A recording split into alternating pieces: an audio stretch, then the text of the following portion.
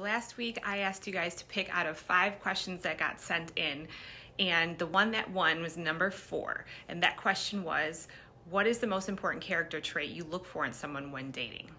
If I had to choose just one trait, that trait would be empathy.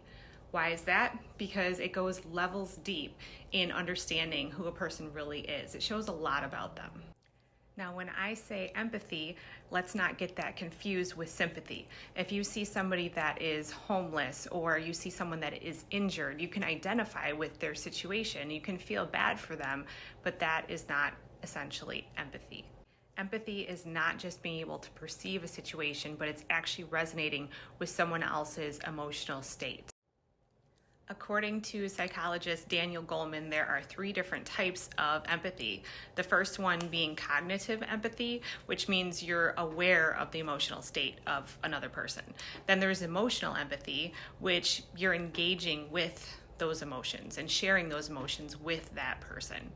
The third one is compassionate empathy, and that one involves actually taking action to support a different person that you're resonating with.